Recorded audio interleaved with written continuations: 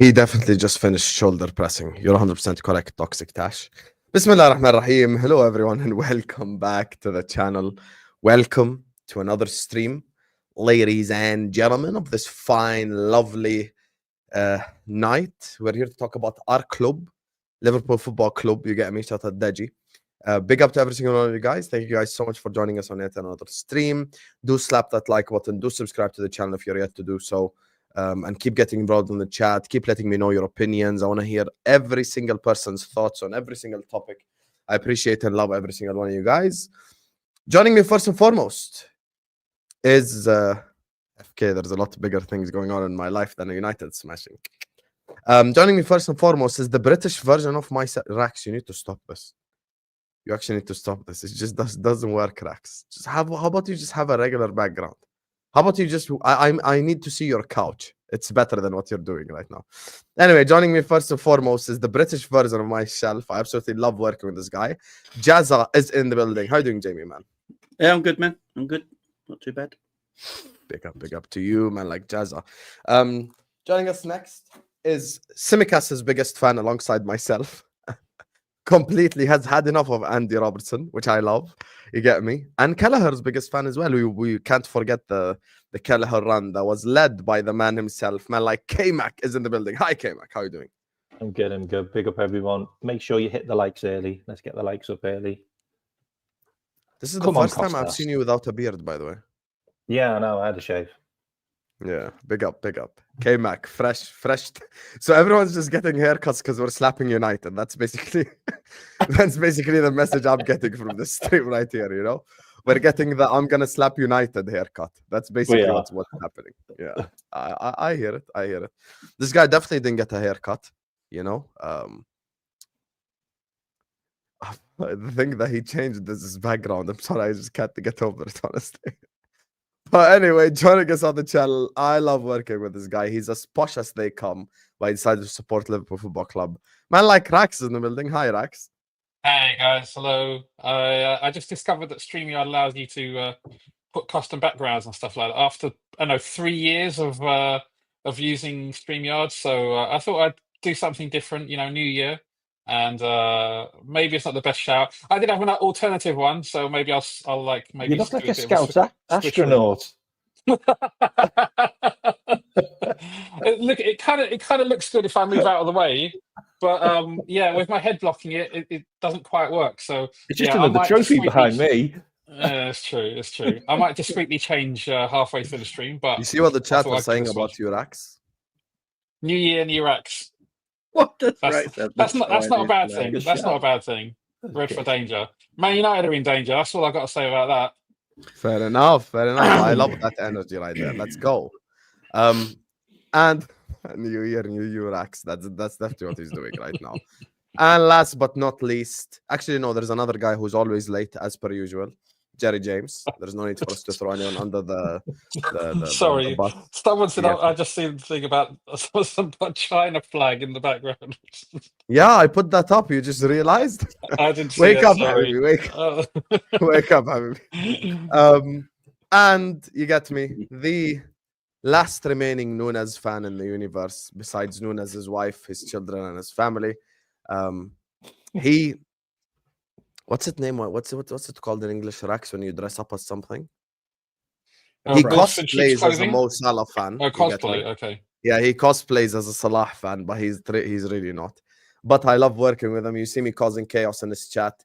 And one day he'll learn how to invite me on a show like a day before, instead of telling me 30 minutes before, asking me if I'm free at 10. Man like Endz is in the building. Hi, Endz. You're muted. You're on mute. Just like Nunes in front of goal. Still muted. Still muted. That's Nunes when he misses his second big chance in a game. No. Relax. No. You keep shedding, spreading the lies, bro. I told you I'm a Liverpool fan. Mo Salah is my favorite player, but I get it, man. You're gonna keep creating a narrative. It's fine. And yes, I'll invite you a day beforehand because I keep forgetting to, and I know you will moan at me if I don't. So.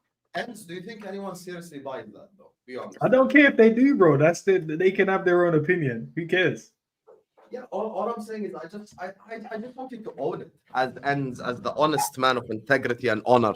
Yeah. I just want you to own it. I just want to say, yeah, I am a Nunes fan. You can hold that. That's all I've ever wanted from you, Endz. That's all I've ever wanted. No, I But say, instead, you come up here and you act like you love Mo. No, you don't.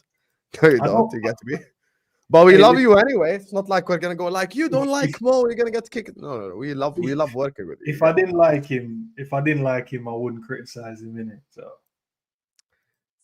Weak. Anyway, big up to all of you guys. Thank you guys so much for joining us. As Kmack has said, let's get the likes up early. We do have 300 people in here. We ain't even started the stream yet. We're going to be talking about the Man United game. Obviously, we have to mention the contract situation because it's like the talk of the town at this moment in time. Let me change the background. I'm not going to be like cracks and Stop confuse the copying people. me. Yeah. Here. Change the background to Anfield. And obviously, we are going to be talking about contracts and stuff like this. But for the first segment only, you guys, I want us to stick to the stuff happening on the pitch. And then after that, we're going to speak about contracts. And also, guys, if you're watching us on the replay, all these guys' channels in the description. Please do give them a subscribe. Go show them some love as well. So I'm going to start with you, Jamie, before we open the floor up. Liverpool this week. As you know, that's our first segment always. Talk to me about Liverpool on the pitch. On the pitch, it just goes. We had a very good Christmas. Is it 14 goals scored? Yeah, people think we're a struggle over the Christmas period. That's not been the case. And for me, we're playing some of the best attacking football in Europe right now. You know, we got the most lethal front three in the league. Now everyone's listened to me. It only took 2 years. Diaz playing through the middle. Took time, but they're doing it at last. You're never gonna let that go, Jamie. You're like, you know, Never let he's it go. never gonna let Never that go. let It's it like, go. I've been telling you for 3 years now. But it's working. It's working. Cody's looking great at left wing. Mo's doing Mo stuff. McAllister in that West Ham game was a different class. You know, he's just different. I can't believe still we got that guy for 35 million. You know, it's mad. Graham Birch again showing why him and probably Casado are the best defensive midfielders in Europe right now. Yeah, it's going really well, and we can't ask for more. You know, obviously, every time we win a game, they have to interview the 3 guys that ain't got contracts to take the wash off the game, and that's all everyone talks about.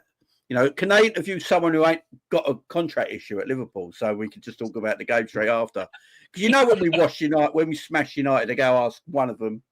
You know, it's going to be one of them. Oh, yeah, you beat me United today, but what about your contract? And then they're going to say something. We're going to forget about United game.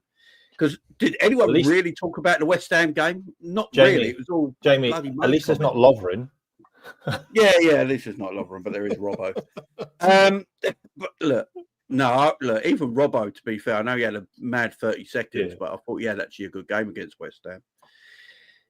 Everyone's looking good. Everyone's fit, and we're in January, guys, and we've only got one injury. Touch wood, you know, and that's Gomez. And by the sounds of it, he's only going to be out for a few weeks. So, got pretty much a full strength tie. Canate back. Now, this Christmas and New Year period couldn't have gone any better if you're a Liverpool supporter on the pitch. Off the pitch matters completely different, but on the pitch right now, yeah, you know, I watch Arsenal and I watch Liverpool. If you've got trouble sleeping, put an Arsenal game on. You'll be unconscious in 30 seconds. I tell you, it's the most boring football I've ever seen. You know, if you want a bit of adrenaline in your life and get pumped up, watch a Liverpool game, man. It's the opposites, man. It's the opposites. But yeah, what we're doing on the field right now is tremendous, and yeah, I love our attacking play. But off the pitch, yeah, different matters. It feels like the real way that Slot wants to play has kind of clicked at Christmas, and we're now starting to dominate in first halves, which is something we weren't able to do through the start of the season. Even though we've still been winning games, we've been doing a lot of it in the second half.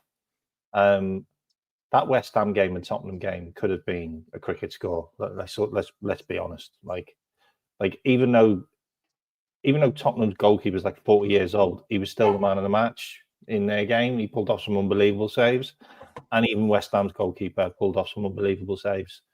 And you know, if I'm going to be critical, Mo probably could have had an hat-trick in both of those games as well. Like, and even Slot said it, but like this is now what Liverpool are becoming. We're becoming a well-oiled robotic machine, which is going to just roll over teams. It's just going to roll over teams. And now we've got a full-strength team. We might be able to buy some players. Who knows whether we do or we don't? Like, every team is fearing us now. And even in you listen to some of the channels, like Manchester United fans will accept a 3-0 defeat now. Like, you know what I mean? That's wild. Like, that is wild. And they come into Anfield with a rested Dominic Szoboszlai.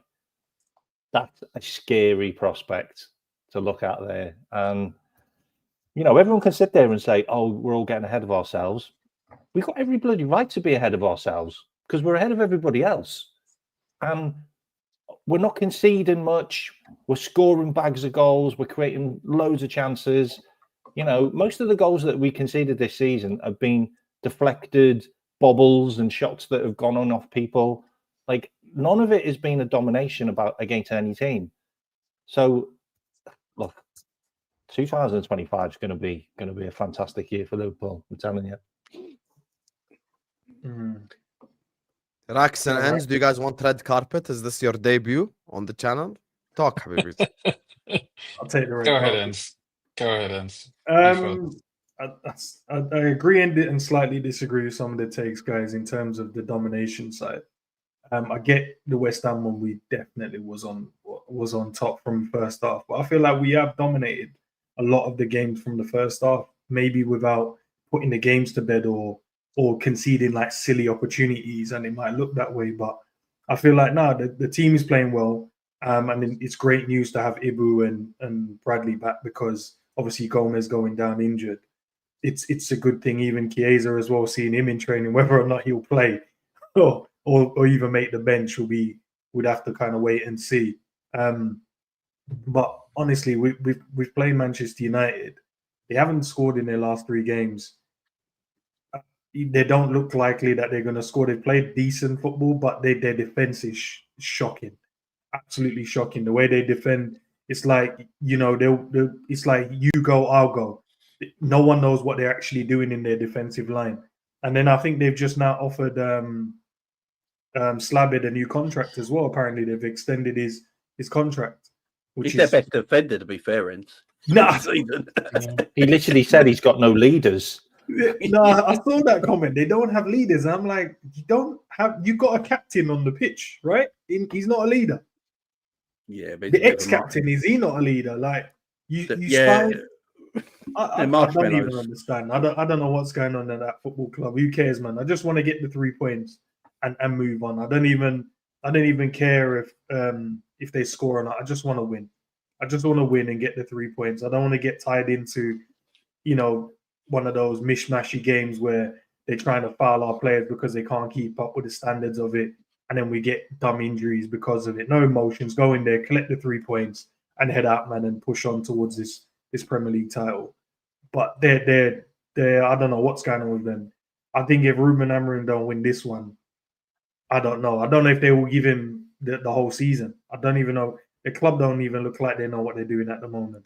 Everything's going wrong. And I love it, bro. Rashford apparently might not even play as well in this game because either he's got an injury or might not be selected. So they're playing 10 at the back, man. Yeah.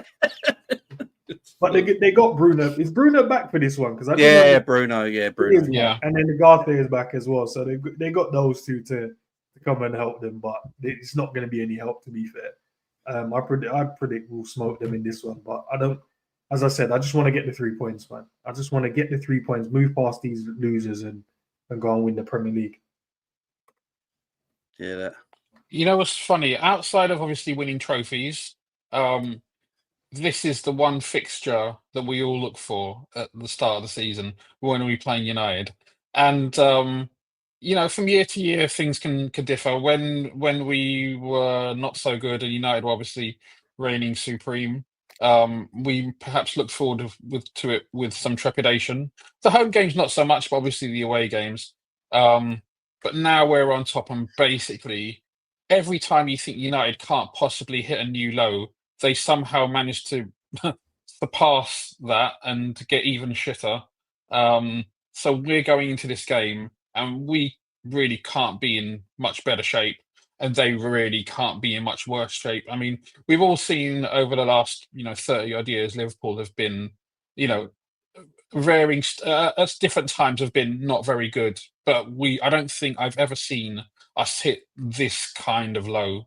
Like, even, I mean, Roy Hodgson possibly, but that was a very, very short period of time. Here you've got a sustained malaise at Man United, and it's just so funny to see. It is so funny to see. And every time they concede a goal against, Bournemouth at home, or teams that you would historically not compare to United, it makes me laugh every time. And they are our biggest rivals. This is the biggest game in English football, and I'm really, really looking forward to it. It's going to be glorious this weekend. And I don't usually I'm a little bit more reserved, but I really, really hope we smoke them so badly. Like, if we don't get 5, that's all I'm going to say.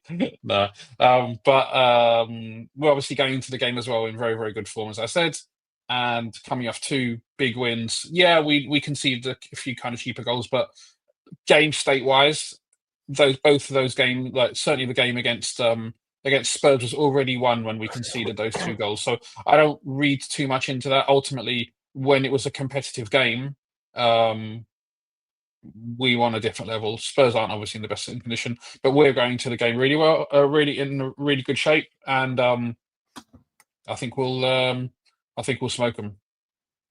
Yeah, same. Yeah, it's going to be a hard game because of the fact that they're rivals in a weird way, and that it's like a derby, ain't it? So for that reason. Well, here's the thing, because we do talk about this United thing, and I'm glad Rax said it, and I'm glad as well, like you guys agree as well. Look, you can never ever take Man United against Liverpool specifically for a joke, because they're gonna get bitten. You can't just sit up here and go like, oh, we're gonna slap them 9-0. Okay, on paper. And today I did a preview with Said. Watch that after this video if you haven't yet watched it. And he said we're gonna lose 3-0. There's no United player that starts for Liverpool. Okay, no problem. On paper, we're a million levels better than Man United. No one will deny this. On paper, we are so much better than Man United. It's not even close. We're 13 points better, 13 places ahead of them in the Premier League. We're literally top of the Champions League. They're not even top of the Europa League. So, like, if we were to go through all the Champions League clubs and like the clubs in the Europa that are ahead of them, we'd be here till tomorrow. So obviously we're a lot better than them. But at the same time, I can bring all of you guys back to times in our life where United were the team flying and amazing and incredible, and we were the crap team. Well, guess what? We ended up beating them multiple times. I could go back to times where, like, Danny Murphy scored a free kick at the end at Old Trafford. Did anyone expect us to win? No one expected us to beat that team. Were we expected that when Suarez first joined, Kenny Dalglish just came in to beat Man United 3-1 at Anfield? No, we weren't. So for me, the thing that goes against us is, and I feel like we did this last season, that's why I'm not doing it this year, which is complacency. I'm not going to be complacent. I'm not going to sit up here and act like, oh, yeah, we're just going to slap Man United 8-0, 9-0. It's going to be an easy game. No, because guess what? These players do have pride. They do have dignity, as much as it doesn't show on the pitch. They do have pride and dignity. And they're not going to pull up to Anfield and go like, yeah, come score 10 goals against me. They're going to try. They're going to try to do something. And that's what I want us to mitigate. We cannot be complacent and take the opponent as a joke. We can't. They'll definitely try, though, and that's right. They're not going to turn up and just go, let's just let them just walk all over us and leave. There's going to be a bit of pride as well. And that's why I said, when we get the opportunity, just take them. I think we can batter them, but it doesn't mean that that's a 10-0. I thought maybe like a 5-0. And it might seem like a battering, but I think if we're just clinical enough, just creating 5 opportunities and putting them away, that could be as good, you know what I mean, as good. And you just keep the football. Keep it. This is the thing, though. I think as well with Liverpool in the past, I'll let you go, Rax, in a bit. The emotion gets into us, and it does with the players and it did with the manager with this game because it is such a big game, and he understood that. Like, it was only Slot's first game on it, no, second game, and he just went to Old Trafford and just schooled them, and then did a press conference afterwards and told everyone how to beat them. And you've got Roy Keane literally giving him googly eyes after he just smashed his team. And this is the difference. Like, you take away all the emotion. And look, Arne Slot knows about derbies and he knows about stuff like that. Of course he does, because he's had them in Holland. But this one doesn't mean anything to him as a manager. This is just another game. And he doesn't see Manchester United as a challenger or as opposition or us, because they haven't been for a long time. So he just sees it as a team that's like, what, 14th in the table? And he'll be like, yeah, okay, I'm just going to go around and just get 3 points against them and move on. The only difference, Kmack, is that he's playing up against a different manager, though. That he's had to come up against two different Man United managers in the same season. So potentially, maybe a different style. We might have to just figure something different out. So what he did against Ten Hag might not work against Ruben. So you might have to just try something different. It'll definitely be. That midfield's weak, though. Sorry. I think that midfield's got flaws. Gone. It'll be a different challenge than it would have been if Ten Hag had still been around. But we're getting a particularly fragile time, and also at a time when they are not in good shape. I mean, if we've recently been very clinical. We've always scored 11 goals in our last two Premier League games. So they will come, and probably for the majority of the game, they'll park the bus. Maybe whether it's intentional or not, we're gonna force them back for the majority of the game, and they're gonna essentially have to pretty much play on the counter attack. They're not coming to Anfield and they're going to dominate possession and have 60% of controlling 60% of the pitch. If that happens, that's good as long as it stays 0-0, or if God forbid they get into a lead. As soon as they concede a goal, especially with their fragile mentality at the moment, the floodgates open, and that's why. But because we're so clinical at the moment, I don't doubt that's going to happen. We've got threats in the box with Mo and with Diaz, but Tony Gakpo presents us with and Dom, to be fair, and Trent, to be fair as well. Last few games, they're obviously good at striking the ball from outside the box. So we've got a couple of different avenues through which we can score goals. And look, I understand complacency. We should, the team shouldn't be complacent. But me saying here on this stream, we're going to win 5-0. Whether I'm super positive or super negative, that shouldn't affect Mo Salah when he's going in one-on-one with the goalkeeper. So yeah, I'm still going to say we're going to win 5-0. He's also got more records to break, and I think he scored more goals against Manchester United than any other player as well. So I'm sure he'll want to continue that. What's funny is he was there was I think maybe for the first season and a half he hadn't scored any goals against United, and they made a bit of a big deal. Oh yeah, flat track bully, he can't score against United, blah blah blah. I mean, was he got 16 goals and 6 assists or something against them? Against the top teams, he's ridiculous against them, to be fair. But no, you guys are right, man. Listen, I don't think the team will be complacent at all, Rex. You're right. It doesn't matter what we say. Mo's not going to think, because Rex said something means I'm going to miss this. He's not going to. They're just going to do what they want. The other players have been doing well. Yes, Sobo will probably come back in. But Curtis adding goals. McAllister's been adding goals as well. In terms of like popping up inside the box to score us over the last few games, to be fair to them. And they're getting assists now as well, consistently out the midfield, that's where we struggled a lot. When we couldn't find a goal, maybe from the front line, the other boys struggled in midfield. But now it's like, we'll have to be worried about the front line. And also there's a late run from a Jones or a late run from a Szoboszlai or a McAllister just popping up in the box, scoring a header for some strange reason. Like, they have to be worried all over the pitch. I guess for us, the only question mark, if you want to call him that, and I hope it goes well for him, is obviously Ponta's probably going to be playing. I don't think, even though Konate, I think, is now back in team training just about, I don't think he'll start. So I guess Kwanzaa will be the guy to come in. I think Endo and starts. Endo is centre back. I think inside training today, someone said if you look carefully, they had Endo and Van Dijk next to each other doing some drills. So It weren't defensive drills; they were just doing rondos. yeah, I don't I mean, know. that would be bizarre, and it wouldn't say great things about Kwanzaa if you're playing Endo as Yeah, centre you'd back have to alongside try. Van Dijk. I don't think Slot rates Endo. Rates Kwanzaa. I don't think he rated No. Endo until the Southampton game, mate. I think I got a feeling because they're not going to have that.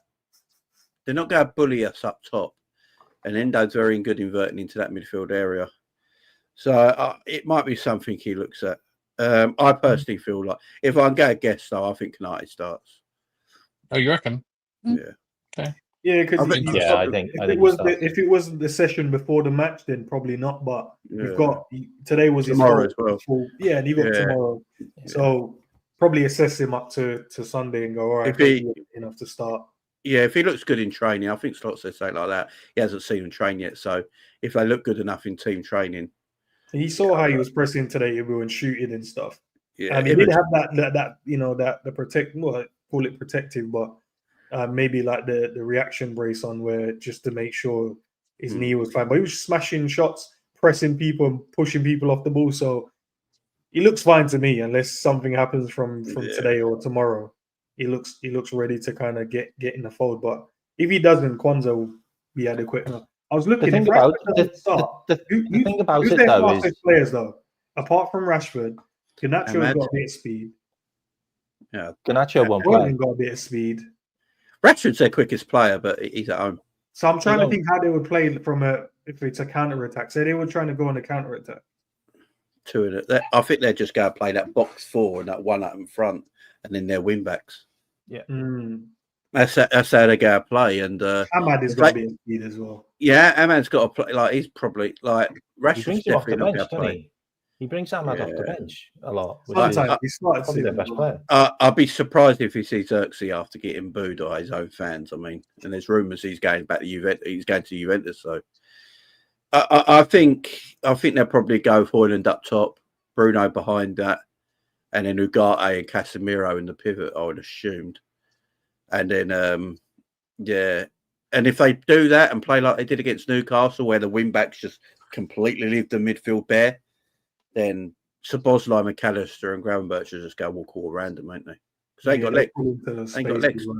I think if we play the same way we did against Tottenham, where we isolate our players and we put runners in against their centre backs, I think we'll get goals. Because they look really weak at the back. They look three up there, and then if we just press them with our three, yeah. I think it's going to be interesting to see. Cause also the way that Slot's played, he's not scared to make tactical changes if things aren't going our way, and it would, even if we're at a point where we're into the start of the second half, we haven't scored in the first half. I still trust him to make the adjustments that are needed. I mean, one of the things that has come out of this, the recent interviews, I know not all of it has been particularly flattering to the club, but is the fact that so many people talk positively about the tactical nature with which Slot has coached the team, the changes that he's made when it's needed to be made. Like it obviously, I don't want to have a dig at Jurgen, but it seems like at least I'm not saying Jurgen wasn't tactical either. I'm saying that it seems like the team appreciates the different ways that we can play, and we've showed it on the pitch. Like when we've needed to, we can sit back in a deeper block. When we've needed to be aggressive, we can still do the Gengen pressing thing, high NG, high pressing, high line. And we can score from inside the box. The only thing, and it's kind of ironic, especially when you consider who arguably our main titles is for the league, is our set piece record this season hasn't been very good, and it's a little bit disappointing compared to a few seasons ago. We were top at set pieces, so but we've always had more strings to our bow, and it's good that we've got at least that area where we're looking to make improvements, and we've already seen again new tactics employed, and Arsenal fans will call it taking a leaf out of their book. That's fine if they want to do that. Imitate. To be fair though, Rax, I think the set pieces might get better because we took Robbo and Trent off corners now. Sure, that might help too. And I hear the point about we've done it before, but look, ultimately there's not much that's new in football. Most of this stuff has been done to greater or lesser extent at different points in history. So if Arsenal fans want to take that as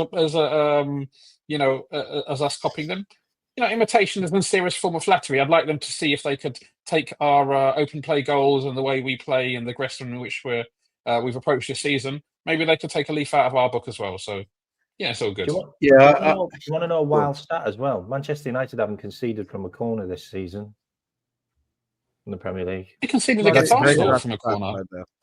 Man United. They conceded 2 from a corner against Arsenal, and they had 2 that went directly in from the corner in the same game. I heard that in commentary. Oh, okay. Yeah. Arsenal.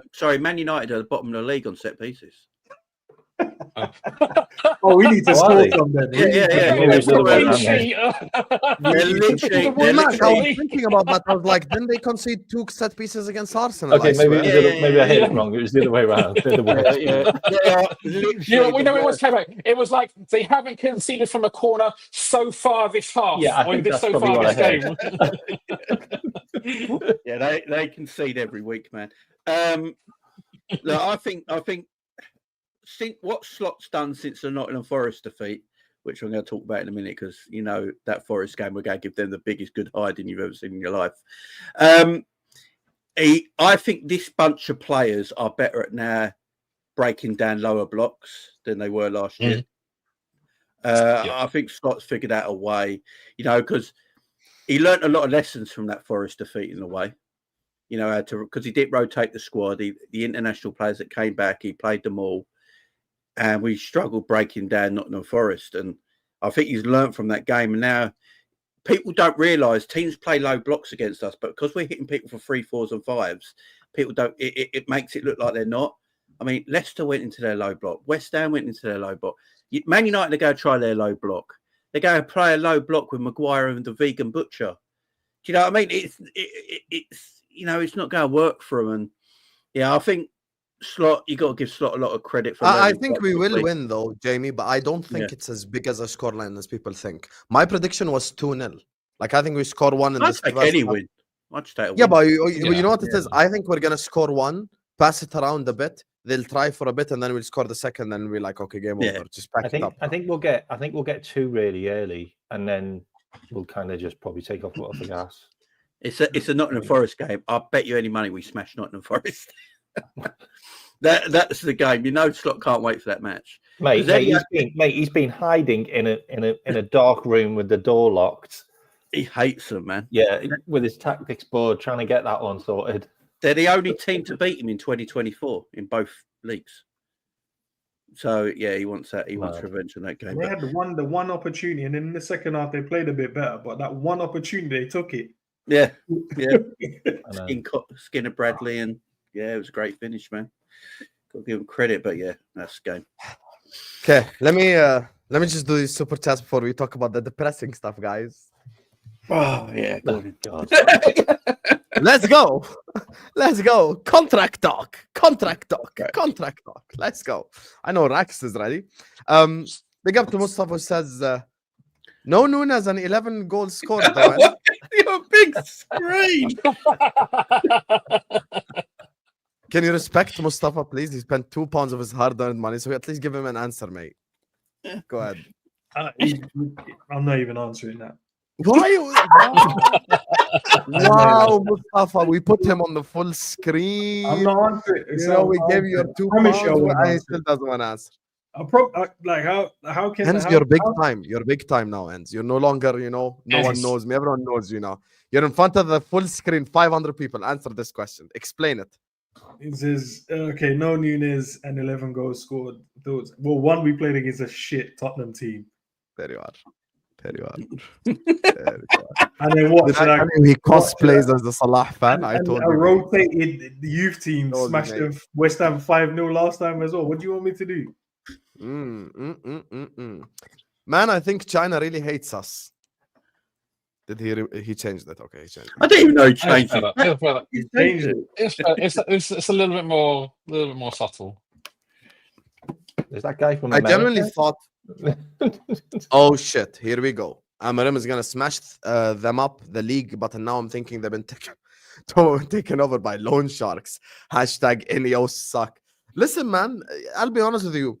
When they got Amarim, everyone was like, whoa, these guys getting Amarim now? Like, they might actually start to rebuild properly. They might actually do something. And then, boom, it all comes collapsing on their little mank faces, and they can hold that. And there is a mice infestation, and there's a rat infestation, and the roof is leaking, and it's all gone to the shits. And I want to send a message. And I'm pretty sure all 5 guys on the stream agree with me. All 4 of them. Jerry was supposed to be here, but he's a bottle job. Look. I'll say this right now, and I speak for all 4 of them. If you're a Liverpool fan that says, I feel bad, it's getting to the stage where I feel bad, you are a fraud. There is no such thing as feel bad for Man United. I hope that club get liquidated and relegated and cease to exist. That's what I hope. Don't tell me you feel bad. Feel bad what? I won't feel bad if they're 20th with 0 wins in 20 games. Who said that? Someone actually said that. No, because people, people go like, it's getting to the stage where I feel bad for them. No, I don't. What do you mean feel bad for them? If a man. You know what I will say. And they had all the refs in their pockets getting extended times. Yeah, did they feel bad for us then? And they were stealing everyone's players whenever they wanted one. They was like, no, just take your best player. And you couldn't. I don't feel bad. You know what I think is bad about United right now, and most of it I'm obviously, as a Liverpool fan, I'm happy about, but the level of confidence and around the club at the moment. The thing is, it's not just a footballing thing. When you see like that they've cut a quarter of their staff, and like long-term people, United fans who've worked at United for 5, 10, 15, 20 years. And they've been sacked and got rid of, and even simple things like a Christmas bonus has been removed. And no, but I mean, either way, that's what I mean. There's actually, outside of the football stuff, there's actually a sadness around the club, which I think in a way is even more difficult to shake off, because forming football can turn a little bit, but when everyone that's imagine going into the club. Apparently Omar Barada had a meeting with the United staff at the Christmas party that they had, or some kind of meeting or whatever, and basically implied that the job cuts haven't ended, and they're probably going to be more faces. Like, if you're working there, that's pretty depressing. Obviously, this is not a football issue. On the pitch, they're horrible, but on a human level, when you think about if that's the atmosphere the club is operating under, it can't be good for anyone, whether you're the footballer going in every day or the person working on security at the training ground or whatever. Like, it just must be a really depressing thing. And how Amarim is supposed to turn around an atmosphere around a whole club is bloody hard work. So he had to. Amarim had to do the same thing at Sporting, because when he was at Sporting, the fans raided the training pitch. Training ground, it was really bad. It was really, really bad. I mean, I'm pretty sure he didn't think he was going to walk into the same scenario, but it looks like he has. And the crazy thing is, as well, I'll tell you something that's like sad and funny. They got rid of the kit man. Do you remember they got rid of the kit man who they'd had for like 25 years? And they gave him a shirt which he printed, not knowing that he was going to be given the shirt and sacked. Just make that make sense. It's a Man United sub story, man. I don't give a shit, bro. They can just listening to that. Like, he literally printed the shirt. I don't care about it. And then he was given it and sacked. Sack the whole everyone there and liquidate the club. Liquidated, fact. Who's your top 2 outside Salah and Van Dijk this season? Gravenberch, definitely for all of us. We have to be honest. Gravenberch and McAllister. I'll be honest, for me, based off expectation, I'm going to go Gravenberch and Diaz. I always knew Diaz had it in him, though. That's the thing. Gravenberch has come from nowhere. There are people inviting me to Colombia now. I posted it on I my saw on your story. Snapchat. I fully got like an invite to Colombia where you're learning our anthem, Husam. We're waiting for you with a hug. You know, I'm like, okay, mate. Colombia and Jordan, peace Yeah, you treaty. want Let's go. You want to Shake my talk about a hand, mate. comeback? That is a comeback. The rift that Husam caused between Jordan and Colombia has now been fixed, and he's now a peace envoy. That's a mad one. Yeah, that was definitely. What about the Uruguayan one? How's that going? Oh, hell will freeze before I sing the Uruguayan anthem. There will be snow in hell before that happens right there. The only way I'm gonna apologize to that fraud is if he scores 500 goals. You know, that's it. Big up to MHM, who segues us perfectly to the next segment, mate. Big up to everyone locked in. Make sure guys are liking. Make sure guys are subscribing. I know Jamie was sighing earlier on, but he knew as soon as I asked him for this show, he knew that this whole show ain't gonna go without us talking about the bloody contracts.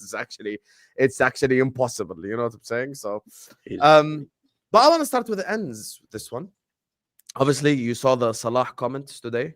Yeah. You see the Trent situation. Even Virgil's contract hasn't been extended. Where are you with all this conversation? At this point, man, I've had enough now. I think I said earlier they need to stop interviewing these guys.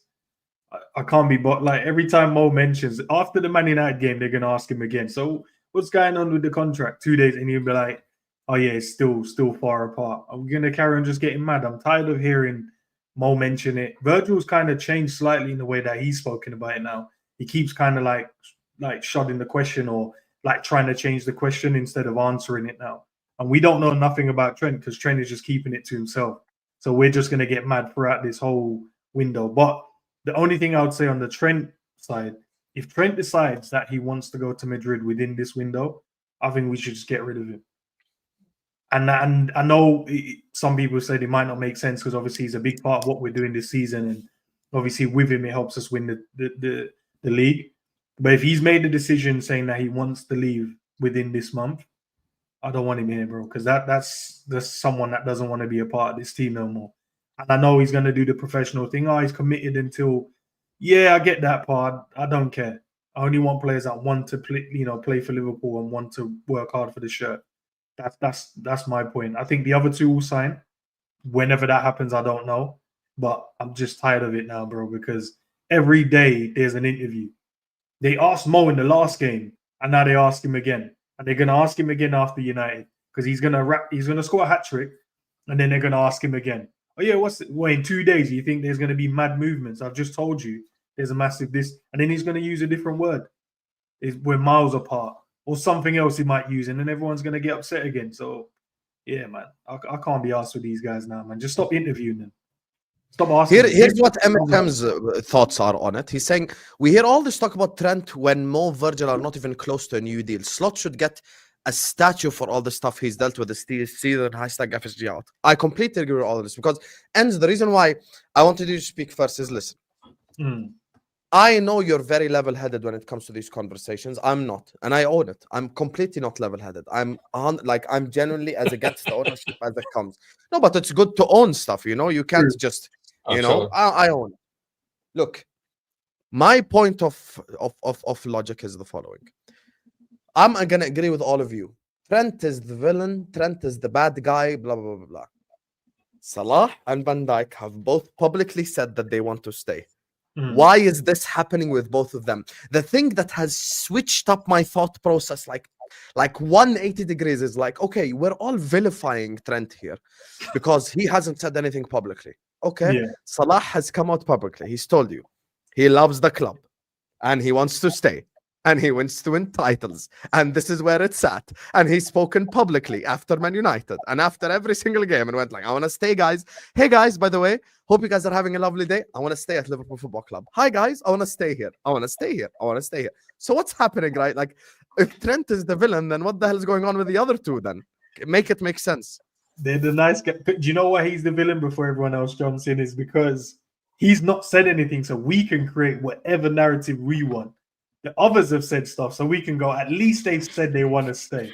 Even though there's no movement in terms of them signing. But with Trent, we just don't know. And the outlets in Spain are saying... The problem is you're saying even though, but even though is the problem in the equation. Yeah, I know this, bro. But what do you? I can't do nothing about it. I know that's the reason. It's because Trent hasn't said anything. If he just comes up, right, put it to you this way: if he scores in the game, slides over, does the camera kiss that he tried to do last time when I was, offside, and then kisses the badge, maybe that's him saying, "I'm here to stay. This is my club." The last celebration was there's too much talking going on, but he's not actually using words. He's just using gestures and the arm movements. I don't know. That's the only reason why I think Can I have a couple of minutes on this? Okay, so the Trent thing. Look, he got offered a 6-year contract when he was 21, and he turned it down because he wanted a 4-year contract. And he wanted a 4-year contract because he wanted to be at his peak, and he wanted to have options, whether he wanted to leave on a free transfer or whether he wanted to renew his contract with our club. If you look at when he signed that contract, we were in our pomp. We were winning everything. What did Trent think he was going to do when he signed that contract for the next couple of years? He thought he was going to win more league titles. He thought he was going to win more Champions Leagues. And to be fair, he was in the thick of it for a number of years. And now we're not. And we haven't been for a while.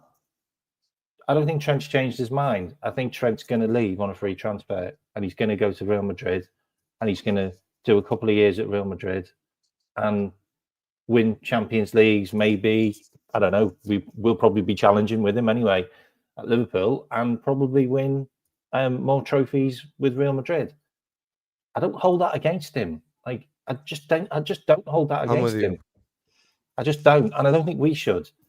And Real Madrid are desperate for a right back, and that's probably why they bidded the money, because they know he's going to leave, and they're like, we'll just throw some money and see if we can get him anyway. Because Real Madrid really don't care if they annoy clubs or they annoy players. They just don't. They're like the bully at school. Like, they just are. They just don't. They don't like to be shown up, though. And this is the thing. Like, with no, they don't. I'm drawing a parallel with the Mbappe situation.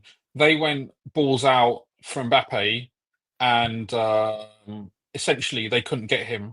It took the French government. It took the French government to stop that. But then Mbappe also signed a new contract, didn't he? He signed a new contract when they thought they were getting him on a free, and I think they got quite embarrassed by that whole situation because they publicly courted someone, put in an offer. The offer got rejected. If you want to send I wanted to explain the Virgil and Salah. Yeah, if Tom's free and he wants to come on, because actually, I was very much more on Kmack's opinion, even last week. But I must say that I've heard the way that Tom spoke about it, and he's made some very good points. And I'm coming more around to Tom's way of thinking as well. I never thought I'd be in a situation where, say, Tom has started convincing me, but Tom actually has made some very good points. And also, a little plug for Sam's stream yesterday with what's his name again? The guy who came on. He spoke very well, I thought, and I thought you guys had a really good discussion, and it was really in depth about the different ways. Emeka, yeah, I thought he spoke really well. He seems like a really, really smart, clued up guy. I can see it from both sides, but I want to mention something that I don't think many people have mentioned about the Real Madrid angle. So obviously, Real Madrid right now they've got Ancelotti as a manager, and but he's rumored to be leaving at the end of the season, and the rumor is that Xabi Alonso is going to be coming in. And if I was Trent, and he's actually not just looking at the badge and looking at a name, not just of Liverpool, but of Real Madrid, one of the things to think about is, okay, Xabi Alonso plays with this 3-4-3 system. Where is my position going to be in that 3-4-3 system? And I don't think it's easy to find a position for him in that type of role. Obviously, formation is only the starting point. How the actual formation is deployed is a different matter. But I don't think that type of formation is a natural fit for Trent. So I don't think he's necessarily going to be playing, back and forth as a wing back. I don't know if that really suits his skill set. But then at the same time, I don't really necessarily see him as playing in a central midfield when you've got Camavinga and Tchouaméni and Trent and what's his name, Bellingham and all these guys. And I I think that's something that Trent should query, because I don't know if it's that type of formation is a natural fit for him. Right. I think Trent's the only one who stays. What? Okay. No. I don't think all three sign. I don't think all. Just end the stream now. I don't think all but three sign. not all three not signing, and the one Wait, who seems Tom. like I know. to Tom stay is in the staying- background. I know you didn't hear that. Jamie, can you just repeat it one time? Just so I honestly do believe Trent just stay at his football club, and I wouldn't be shocked if he's the only one who stays. Hi, Tom. With Trent is the only one staying. I think Trent will stay. I think the reason no one else has signed contracts yet is because they want Trent to sign first, and then have Mo and Virgil after. I think the Real Madrid stuff is more of his team than it is Trent, probably. They knew Liverpool would turn down a bid. You know, they never go accept a bid for Trent Alexander-Arnold. They know that. You know, players are a commodity. And if you're in a commodity, you're allowed to play one side off the other to get the best deal for yourself. You know, that is a fair thing to do in this society. I look at Trent and I feel like he will sign. He will stay at his football club. I think Virgil, if there's another one who's going to sign, it will be Virgil. What my worry is that Mo leaves. I just don't think. I think Mo wants to be paid. I think Mo feels like he's the best player in the world, and he wants more than what he's on right now. And I don't think the club are willing to give him that. But Virgil and Salah can go up in wages quite comfortably, and I think the ownership we're fine with that. I just don't think Trent's going to go. You know, I really don't. I think he stays at the football club. Can I just well, also talk if the Mo and Virgil thing, because I didn't mention them. Look, the thing about the Mo and Virgil thing, and I genuinely think this could be a bit of genius PR from Liverpool, like we always do. I actually think they've already agreed contracts. I actually think it's already done. And I think this is a way of being able to distract everything against us, being top of the league, top of the Premier League, and it's just focusing on them. And they're more than happy to take the heat because they're legends with the club. And they're also not taking any heat. They've got big enough shoulders for it. And I think it's just a great bit of PR. Look, at the end of the day, Virgil and Mo both wanted long contracts. They both wanted like 3 years, 4 years. Yeah. Club were never going to give them 3 or 4 years. They just weren't. And I think they're going to sign 2-year contracts, or they've signed 2-year contracts with the money that they want. But the 3 years just wasn't in the picture because we weren't willing to give them 300 grand or 200 grand in their third year where Virgil's 35 and Mo's 34. That just doesn't make sense. Like, it doesn't make sense at a big club like ours, especially the way we're run. So I think that's already done. And if you listen to Slot, and if you just listen to Slot in his conversations around Trent, I think Slot knows that Trent's going because he's starting to pick up loads of little things about him by saying he can improve, he could do better in games, he should do better at defending. Like, you don't be saying things like that. He also said that about Virgil, though. He said that about Virgil, I think, in this press conference. Listen to his last 2 interviews, mate. Mm. I think I said this on my show earlier about living in the past, and the money men at our football club have got to realise when players are in their 30s, it doesn't mean at the end of their careers. Mo Salah at 32 is better than Mo Salah when he was 27. And that's just a fact. If Mo Salah played for Real Madrid right now and he was getting the same GA he is at Liverpool and he was 32 and he had a year left, Real Madrid to give him a new contract because they can't find a better right winger than that. Modric was the best midfielder in the world at 33. He gave him a new deal. You know, this thing of being in your 30s, like Virgil's 33, is there a better defender on planet Earth right now? No. Give him a new deal. This thing about players in their 30s, like a 25-year-old, you can give a 25-year-old a brand new deal. And by the time they're 27, they might have fallen off. Look at Rashford, he's 27. He literally don't want to play football anymore. So this age thing, in the way we are now, it's 2025. Science has come on so much, especially sports science, that players play longer now. But Jamie, okay, there's a couple of things, right? First of all, I can see why all of them are stalling a little bit because when you're trying to negotiate for your contract, you want to try and benchmark against other people, right? If Mo signed his contract, then Virgil's team, they've got a benchmark through which they can say, okay, Salah sits here. Where do we sit? Do we sit, higher, lower? What kind of difference? And then Trent potentially as well. Although Trent's situation may be different. So I can see that right now the benchmark is Mo's current salary. So that's one thing. The thing about age is that at the end of last season, towards the end of last season, people were saying that Salah wasn't playing well, he was finished, and all that kind of stuff. So I understand what you're saying. Science has common and all this kind of stuff, but at this age, you just don't know when people are going to drop off. And unfortunately, that's I think the guy yesterday said it. The only person who's undefeated is Father Time. Like that, Mo will drop off, Virgil will drop off to some extent. Although I think it's different for a centre back than it is for a forward. But we have seen instances where forwards have just dropped off a cliff, and Mo is looking after himself. I think that certainly prolongs his longevity at the top end. But he's already surpassing what would be considered normal. So he's already in uncharted territory. One thing I will say about Mo, by the way, in case people don't know, his 3 best years in the Premier League were when he joined the club and the year before he signed his contract. And we're now having another renaissance year, which is the year before he signs his contract. Mo plays for contracts.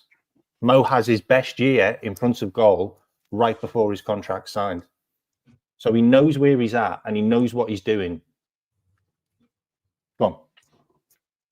Yeah, but Tom, we want to hear from you. It's a fact that there is numbers. No, but factually, you're more likely to decline in your 30s than you are in your mid-20s. So even though he's doing well now, it doesn't mean that in the next year or so that's going to be the same. I think Mo's getting better. He's an all-round footballer now. He's completely all-round. Like in his interview, he literally said his goal for the future is to create more, is to help players get better and create more chances for them. That's not the old Mo. That doesn't mean that you're not going to decline, though. You can say that, but the next season, if him or Virgil can't keep up with the run of play, and that's the reason why they're I on think big contracts, what do we do then? And that's the reason why I think Liverpool are only giving them 2-year contracts. Yeah, but all right. So Tom, hi. And that's why I didn't talk about Trent. Then Tom. I am going to put Tom a little bit under the fire here. Tom, Trent is the bad guy. Trent is the villain. He's worse than McManaman, no problem. Where is Salah and Van Dijk contracts, my brother, when they both want to stay? Those ones. And you saw Salah's interview as well today. You saw the stuff that he said. Yeah. They want to stay. They want to stay. I believe their ones are further along, but the difference is they haven't tried to put their big boy pants on and run the media. They've controlled their narrative from day dot. Salah, after the 3rd game of the season, after we've just beaten United 3-0 at Old Trafford, stole all the headlines by saying it's the last year at the club. And all of a sudden, people weren't talking about the man of the match performance he put in. They were talking about, oh my God, Salah's leaving at the end of the season. Van Dijk, constantly, just little reminders every now and then, I've not got a contract sorted. And that's it. It stays relevant. They control the narrative and they keep on going. Trent tried to play it differently. I'm not going to play this out in public. I'm not going to say a word on it in public.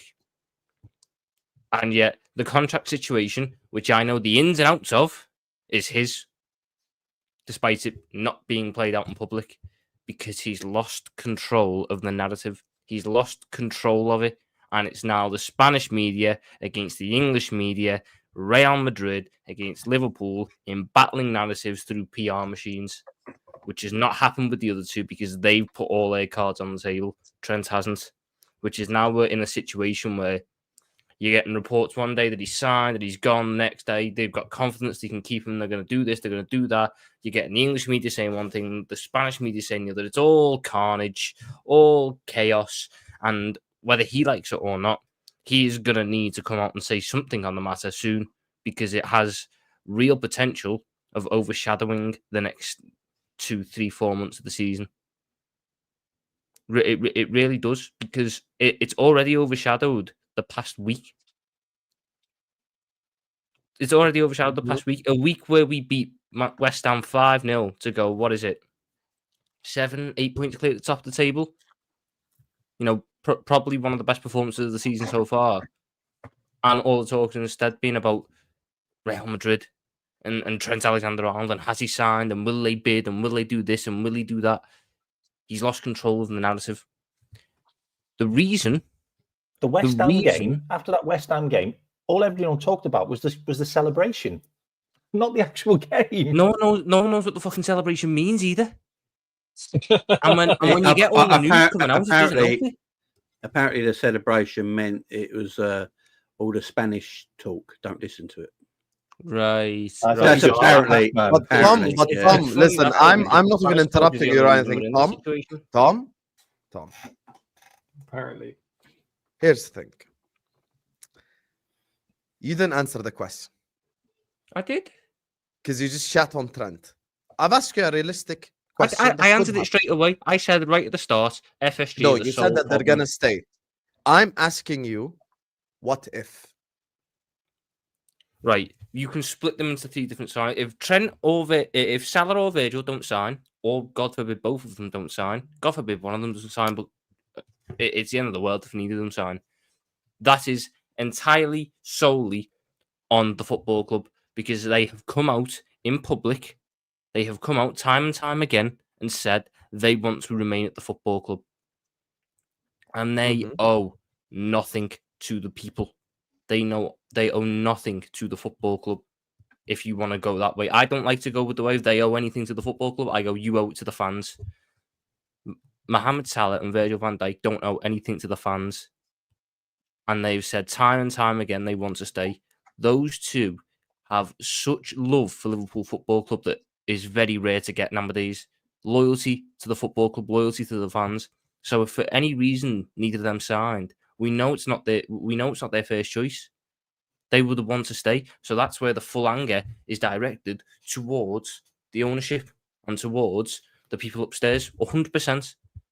Trent has said nothing since September 15th, I think, when we played Bournemouth. And even then, it was the most thinly veiled shit you could imagine. Which is, I'm not going to let my contract situation play out in the public. But as we've just described, what contract situation people do we know the most about? Because we seem to know his demands. We seem to know what he's going to do at Madrid. We seem to know... Okay, you want me to honestly answer that question? I think Salah. We know the most about him.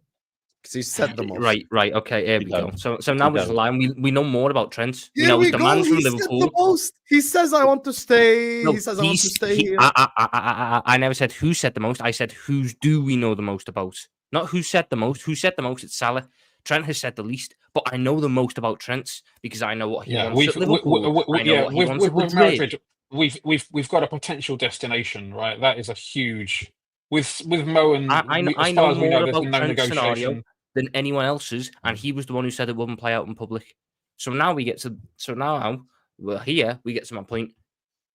You go look at the way Trent has spoken this season and compare it to the way he spoke every other year he's been a first team member at the football club.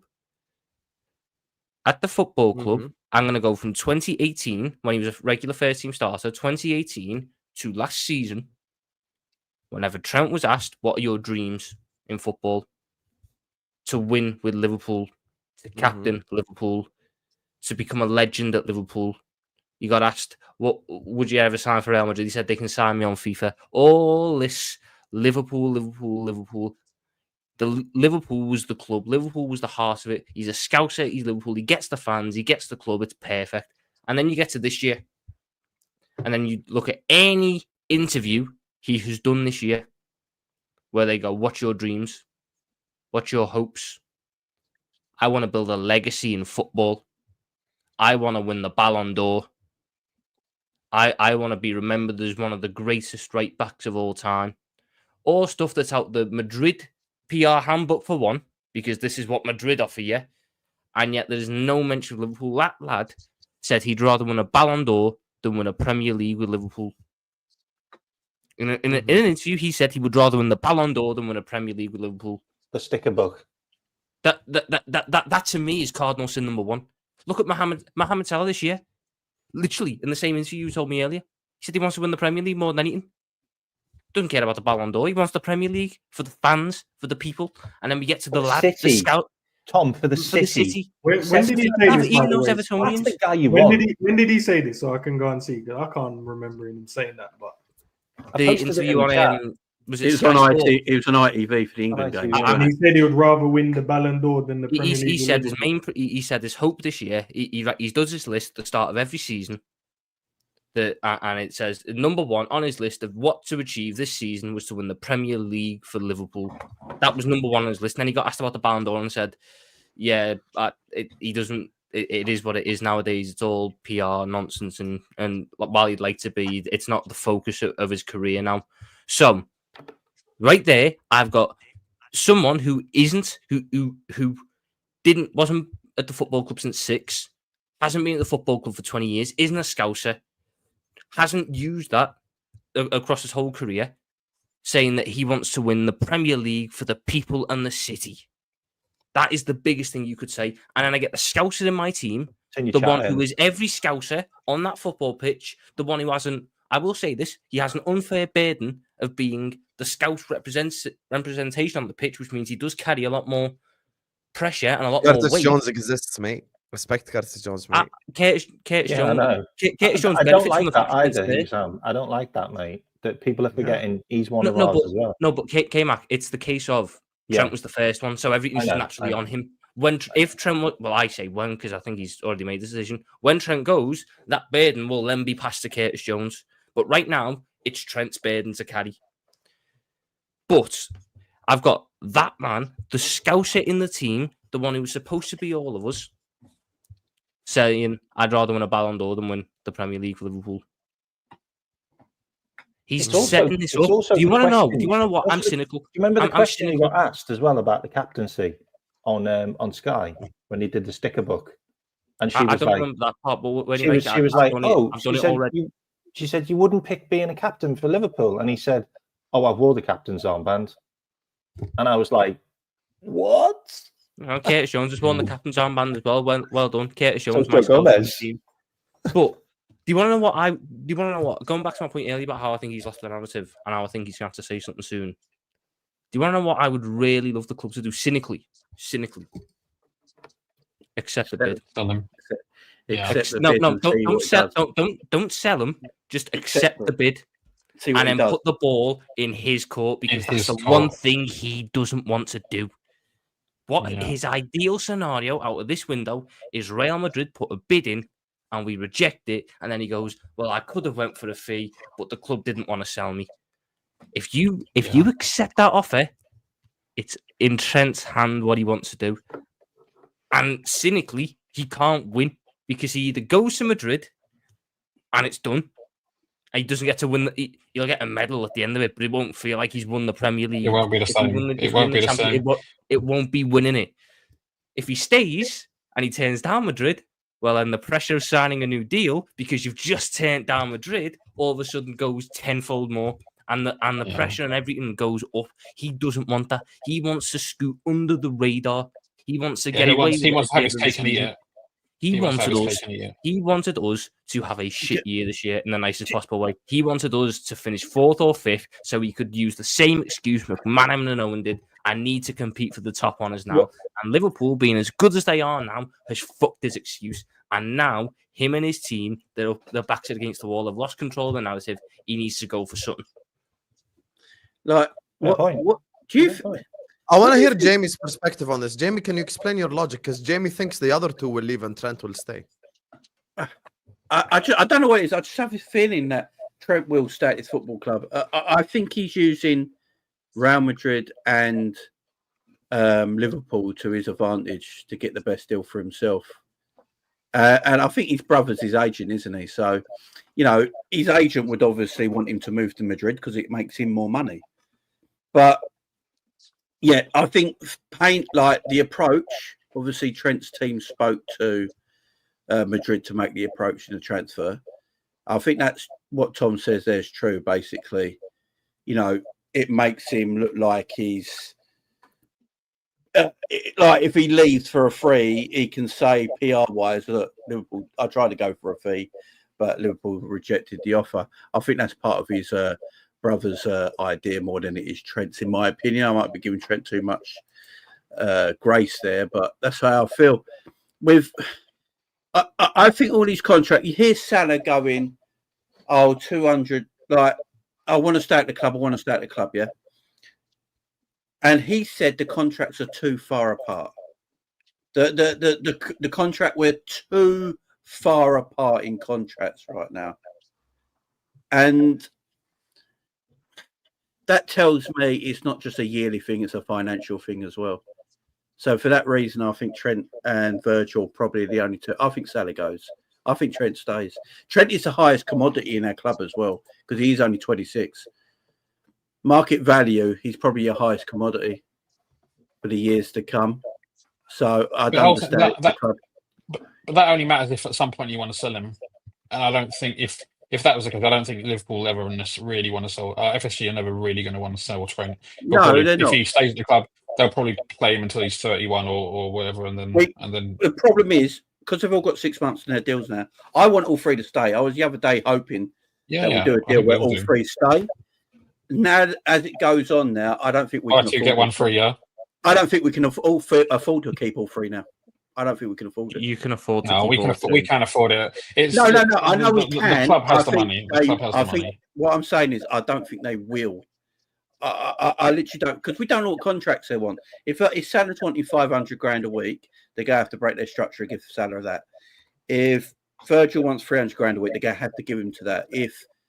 If Trent wants 400 grand a week, they're going to have to give him but the football club aren't. No choice. I look at it this way: Salah and Van Dijk aren't going to be asking for the mega. Salah's already paid as the third highest paid player in the league. I wouldn't be shocked if he put it up to 400 grand a week for his last contract.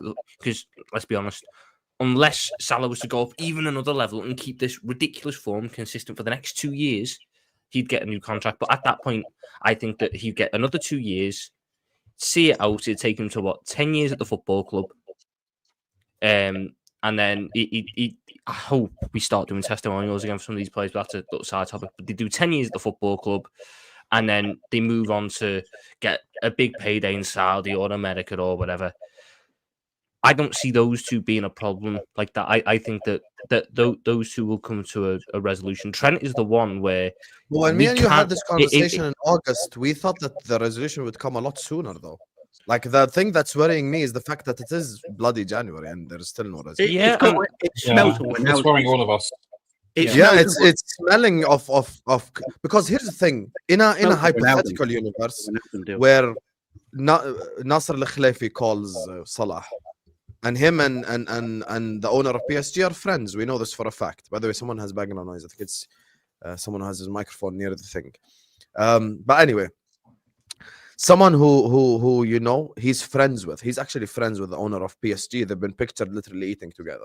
If you wake up tomorrow, Tom, you're looking through your phone, and Salah has accepted a pre-contract agreement with PSG, then what? Are you going to turn on him as well? Or are you going to turn on the club then? No, why was I turn on Salah? I explained earlier the difference. But it's a possibility. That's the thing that's pissing me off. Don't get me wrong. I'd be very angry that it's public before the end of the season. Yeah. I'd be very angry at that. And there'll be disappointment there, but I don't have the same anger, or I wouldn't have the same vitriol towards Salah as I would Trent for obvious reasons. Look, the thing even Kmack has turned now. You know, Kmack messaged me today. He's like, Husam, you're right. I'm worried, bro. I told you guys, listen, this whole Salah and Van Dijk thing, we're sleeping on it. We all agree they want to stay, but the longer this thing goes on, the shittier this thing gets. I'll be honest with you. Look, the thing is, Kmack made a good point yesterday that most teams have this type of rule where when you get towards your early to mid 30s, they only give limited contracts. So I know people say this, but other clubs have been in the same kind of situation. Not too long ago, Arsenal had this situation when they had what's his name? Was it Sanchez and what's the German guy? What's his name? Who they bought from Ozil. Huh? Ozil, yeah. And obviously, and they ended up selling one, and then Ozil re-signed, and it ended up being a failure. So, and at the time, their fan base wanted both of them to stay, and then they got one and didn't get the other, and ultimately both ended up being flops. So in a way, it kind of worked out. They got some money for Sanchez, and then it kind of hurt them that re-signing Ozil to 300 odd grand a week when he barely played. So it's not the first time, and it's not the first time a fan base has clamoured for players to be re-signed. I can understand why there's we want the football club's way of operating doesn't allow for you to make rash decisions on older players, but there are certain exceptions that need to be made. I have a lot more confidence regarding Salah and Van Dijk. They're outliers, Tom. That hasn't waned. Tom, they're outliers.